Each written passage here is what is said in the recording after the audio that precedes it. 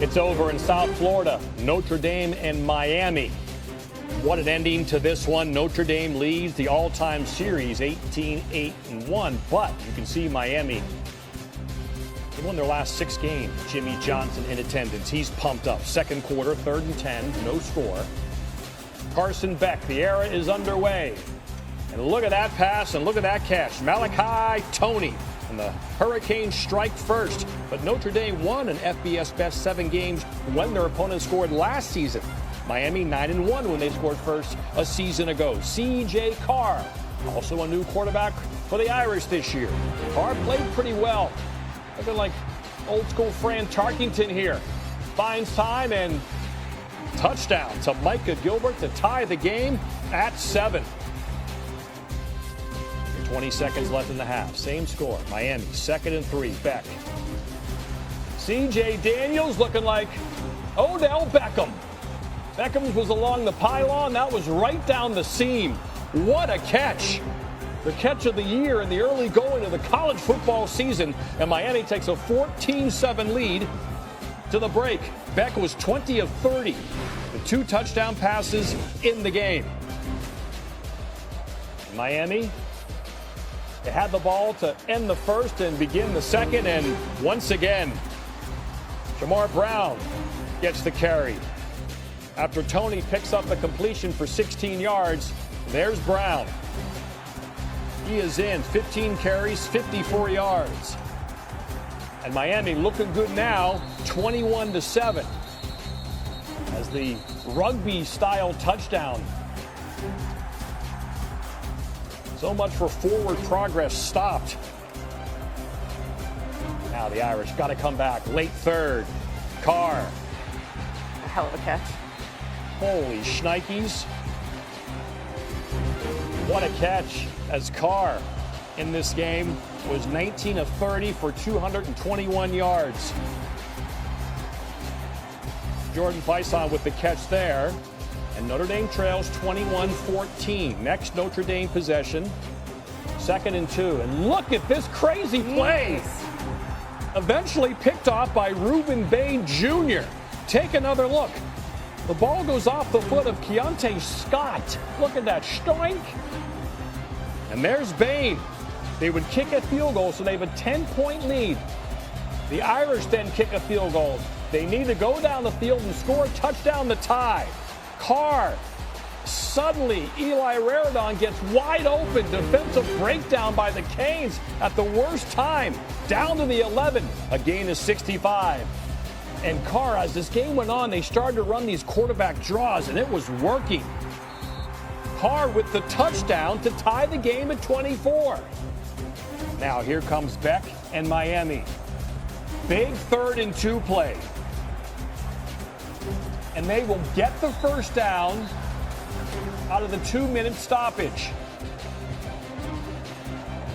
And now with a chance for the game-winning field goal, and Carter Davis does it. He had both of his field goals in this game, all 3 extra points, and Miami has the lead. Notre Dame has time.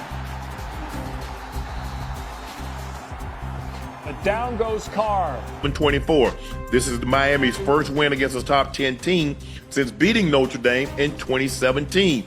Carson Beck, the guy they paid $4 million for, threw 2 touchdown passes. He was 20 of 30, 205 yards, 2 touchdowns, clean game, no interceptions. Irish may have found their quarterback, C.J. Carr, but tonight's performance will leave Marcus Freeman with plenty of other questions to answer. Oh, yeah. Carr was 19 of 30, 221, 2 touchdowns, 1 interception.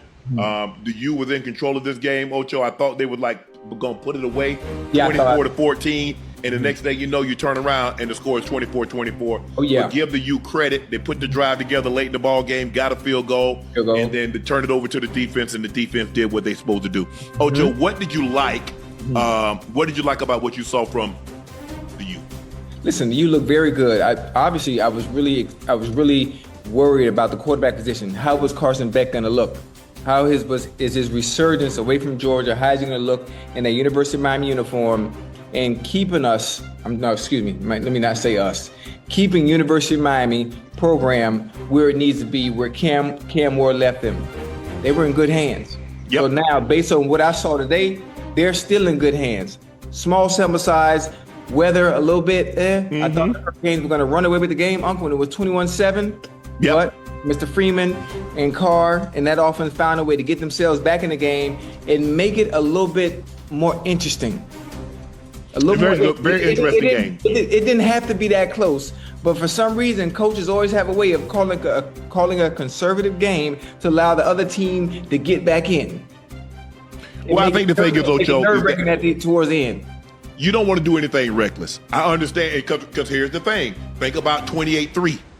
Kyle Shanahan called the game like he'd always been calling it. Now people say, why you ain't run the ball? Why you didn't get conservative? You get conservative and lose. People are like, well, why you get conservative? You stay aggressive and you lose. People call you a bonehead. It's a very fine line that you have to walk. And if you do something and you turn the ball over, I called the game, but I didn't call no turnovers.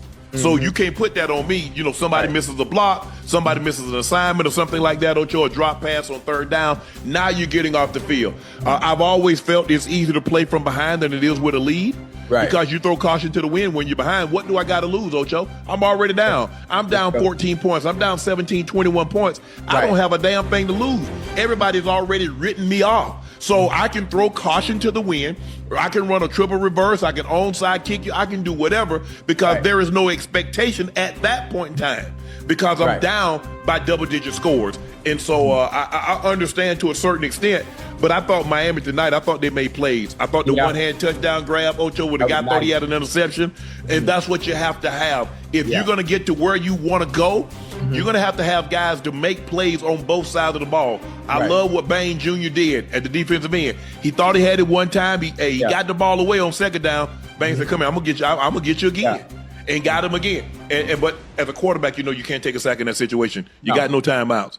And all your receivers are way downfield. So by the time you get them back, tick, tick, tick, tick, tick, tick, tick, tick, tick, tick, tick, tick, tick, tick, tick. And also as a quarterback, he's a young quarterback, very good too. Carr is very good. He surprised me. He surprised me tonight. You also have to know in that situation, the defensive ends, they got their ears peering back. Yeah, they're coming. Their ears peering back. They coming right away. So you got to do your two tackles some justice and being able to maneuver in that pocket right away, understanding that them boys coming straight up field right away. Right. Other than that, Marcus Freeman and that Notre Dame team, they're gonna be all right. They are going to be all right. University of Miami, them boys look good. I know. Right now, outside tonight, even with the rain going on, boy, good old time. They don't look like the Hurricanes of the early 2000s, but they look good. They got that level of talent. Yeah, exactly. But they look good. For what we they look good. They look good. Yeah, ain't no Andre Johnson running around there. Ain't no Clinton Porterson, no Frank Gordon, no Willis McGahee, no Shockeys. Yeah. You know, who else was on that team? When you look at that, Antrell Rowe, Ed Reed, Sean Taylor. Yeah, William Bryant, and those two linebackers, Vilma, and so. But I like what I saw. Miami head coach Mario Cristobal said on Canes win, come on, look around. I played in this rivalry. Look at the way Hard Rock is rocking. Miami Hurricane football. Yeah. And he played. Hey, they're right. I mean, they were rocking. They had a lot of their former stars, their former great players there. That's always great to see. That's what I like, that tradition that a lot of these teams have, where they're great players, their former players come back, especially if they're able to. You see homecoming week when guys have bye weeks. You see them standing on the sideline at Ohio State. You see them standing on the sideline at Michigan and Alabama and all that stuff. It was always great to see that. I remember when I was at Savannah State and the guys would come back. It made me feel good. I really never got an opportunity to get back, Ocho, because we during our bye week. I think I went to one homecoming, but for the most part, I didn't. It wasn't homecoming or they was playing an away game. But it's always great to see it. And as you said, Ocho, Miami Hurricane football looked good. Carson Beck plays really well. 20 of 30, 205, 2 touchdowns, clean game. He didn't turn it over. But there's still a lot of football to go. I don't know if is Clemson on their schedule. Florida State, that's the ACC. Hey, so let me tell you something. It's been a very long time. Everybody in the chat, it's been a very long time since we got two really good teams with a UM and Florida State meeting up. Now that is gonna be a goddamn game.